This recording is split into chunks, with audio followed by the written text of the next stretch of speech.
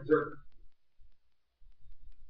man, I can't believe the series of sputters came out of my mouth. In the Zerg, in the Zerg, in the Zerg, in the Zerg, in the last Zerg, in the Zerg. Man, if you're watching on Blip TV right now, please rewind back to the start of that complete mess up and laugh at me. Man, I hope there's some sort of clip to get captured there. Okay, woo. I think we're good now. I think it's going to return to the analysis. Good. So, here's a question for you. In the previous game against the Zerg team, why was that failing transition sensible? Well, my buddy, my best friend Landlord has a good amount of gateway units. Well, aren't they vulnerable to a ton of Zerglings? Now with Baneling hanging in the city, there you go. Now you're starting to see why the Baneling transition was good. And Banelings are really good against Marines. But we're going to see a big problem arise here, where we are going to see this Baneling nest finish not quite in time. Look at this. This is actually a very nice timing of an attack, because notice it comes right before the 5-minute mark. Around the 5-minute and 30-second mark is generally when the warp gates end up finishing if they have an excessive chrono boost. It's actually a very, very nice time for an attack. So you see the Baneling nests come out. Oh my god, look at Marines and there's Banelings! Not so effective, right? Not so good.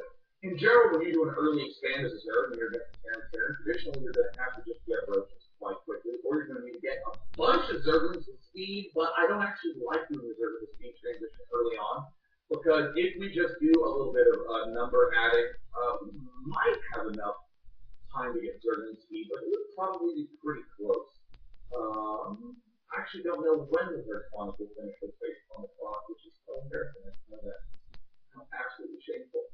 But what we see right here is that this is a problem that will come up in a good bit of 2v2 games, which is just that you kind of made the wrong stuff. It kind of happens in a lot of 1v1 games as well. But I want to note that in 2v2, it's quite exaggerated. In a 1v1, let's say I was supposed to make Marauders. The correctest thing to have done was to get Marauders, but I made a couple more Marines than I should have. If I control pretty well, and my macro is pretty good, I'm gonna win. Right? It's not gonna be a big deal. I might not win as hard, but that boy's gonna win. In like a 2v2, there comes this problem where if you're a little bit wrong, you're just so stupidly freaking wrong. Because the instant you're a little bit wrong, the game transforms into a 2v1. The game started as a 2v2. The purple Zerg, I will open Banelings. I'll be contributing to the fight. Baneling's dead. Suddenly Zerg cannot contribute to the fight. Suddenly it is 2-on-1. Oh, so whereas in a lot of games we see positional errors from people, we see a lot of power attacks, which is why we're a little bit into this opening phase is a lot about just kind of not quite making the right stuff given the certain things. I mean, against maybe a Terran Protoss team, maybe they're a little more comfortable with that because Terran Protoss team can't quite rush out this early on. But we're going to see the Zerg try to keep a little run and escape. Now, the important thing to note about this particular moment in gameplay is that this team hasn't given up. We didn't see all the drones sprint forward and try to suicide themselves. In the previous game, we didn't see Purple Players. We saw him try to do that, but that was because it was an easy choice. He had a much bigger army if he had his drones in the mix. He was clearly going to be at the advantage.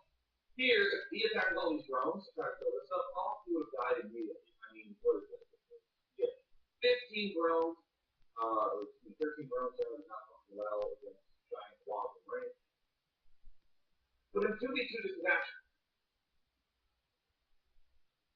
generally quite okay.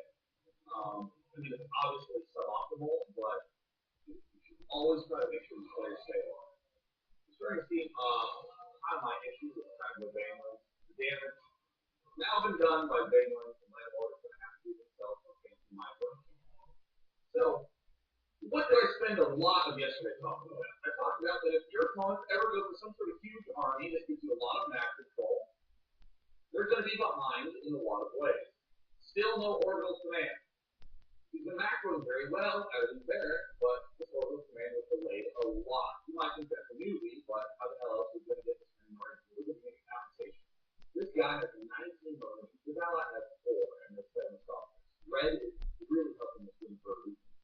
And Spit has done a little bit more of an economic transition. He's been the one going for RRs.